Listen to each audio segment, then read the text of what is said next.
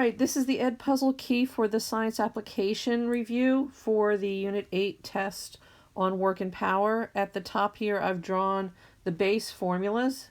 And as we go through and I do the video key, you should already have this done, because what's going to happen is you're going to have questions that you're not going to see the answers to until after you answer the question.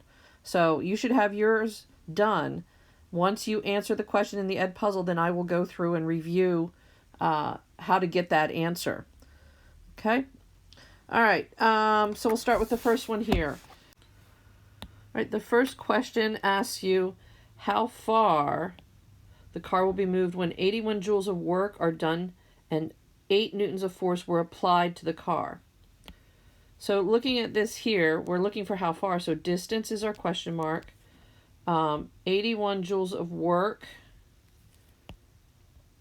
are going to be the amount of work we have, and the force we have is 8 newtons.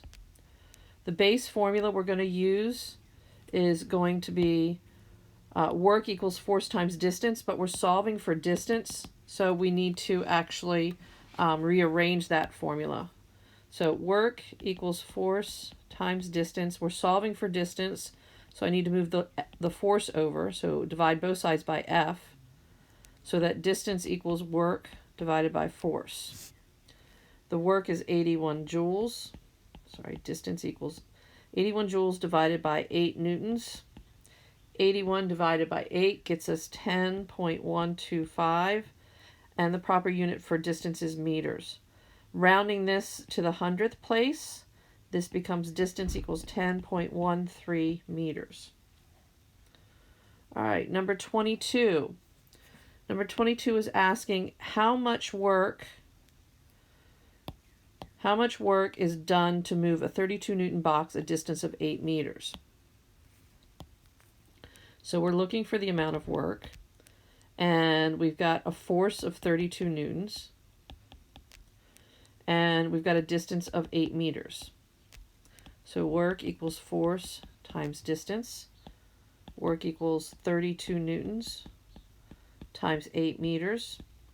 32 times 8 will give us 256, and the unit for work is a joule, but a newton times a meter is a joule. But when we answered in our final answer, work equals 256 joules.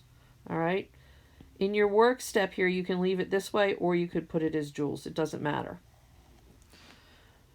All right. Number 23. A teacher pushed a 10-kilogram desk across a floor distance of 5 meters. She exerted a horizontal force of 20 newtons. How much work was done? So we're trying to find out how much work was done. We've got a mass of 10 kilograms. We've got a distance of 5 meters. And we've got a force of 20 newtons.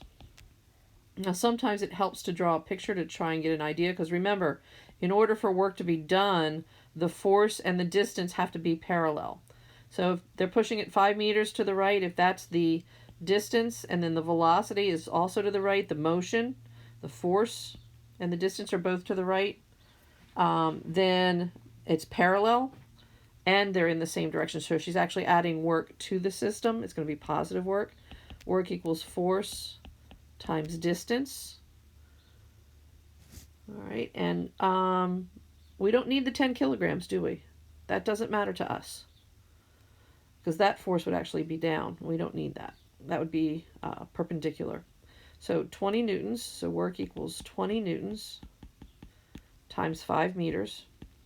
20 times 5 is 100, and that becomes joules when we report it, because the unit for work is in joules. A newton meter is equal to a joule. All right, number 24. How much work will 3 watts of power complete over 63 seconds?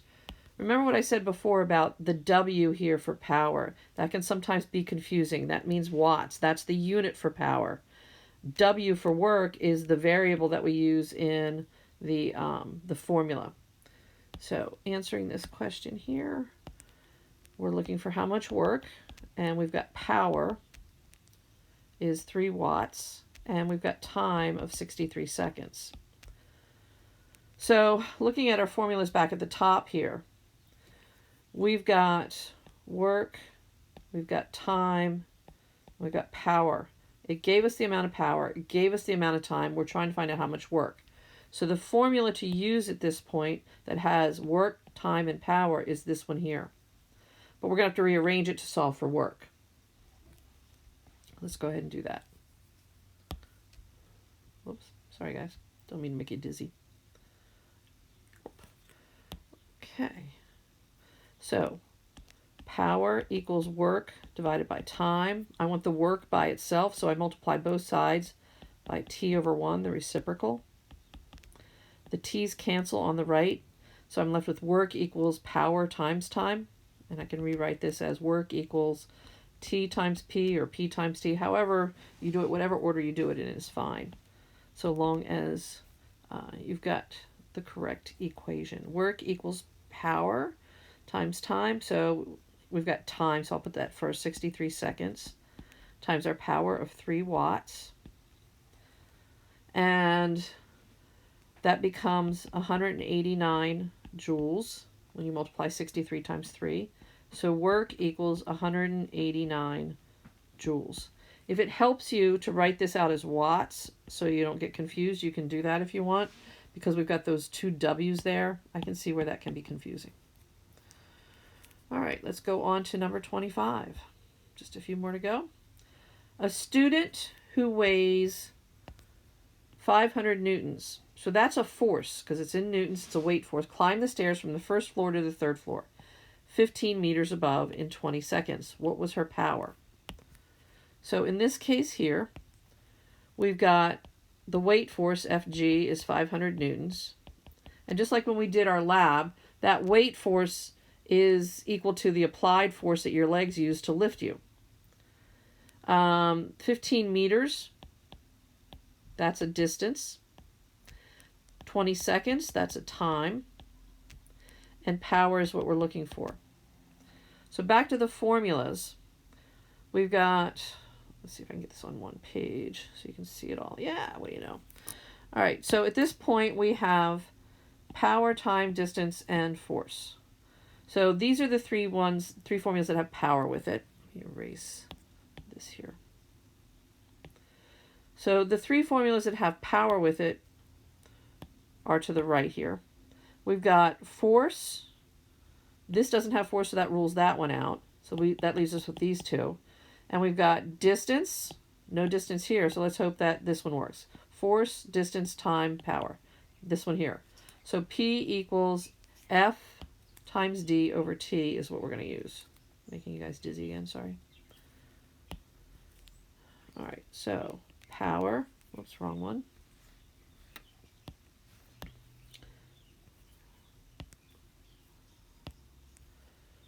Power equals force times distance over time. So we've got 500 newtons times our distance of 15 meters over a time of 20 seconds. 15 times 500 divided by 20 gives us 375, and the proper unit for power is watts. So power equals 375 watts. Number 26, how much time is required? So we're looking for time to create 55 watts of power from 50 joules of work. So we're looking for time. The power is 55 watts, and the work is 50 joules. And this is the equation, power equals work over time. And this is the one that people tend to mess up on. Whoops, didn't mean to do that. Sorry. And in order to solve this correctly, you need to make sure that you get rid of the fraction first. And to do that, just multiply both sides by t/1. Cancels here, so it becomes t times p equals w Now we want the time by itself. Divide both sides by P. Cancels out here, so this becomes time equals work over power. So the work is 50 joules divided by the power, 55 watts. 50 divided by 55 gets us this long repeating number, 0.909099090.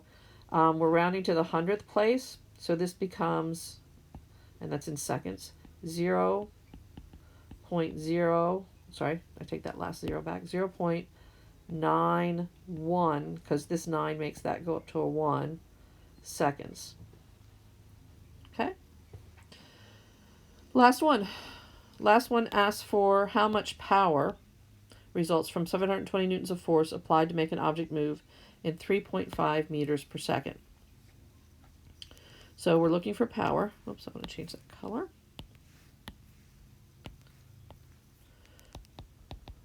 Results from a force of 720 newtons to make an object move at a velocity of 3.5 meters per second. And I know it's a velocity because of this unit, meters per second. It's not a distance. So we've got power, force, and velocity. We go back up to our formulas here, and the formula we're going to end up using is this one here. Power equals force times velocity. Power equals 720 newtons times 3.5 meters per second. And that will give us 2,520, and the proper unit for power is watts. So P equals 2,520 watts. All right, guys. Hope this helped. Bye.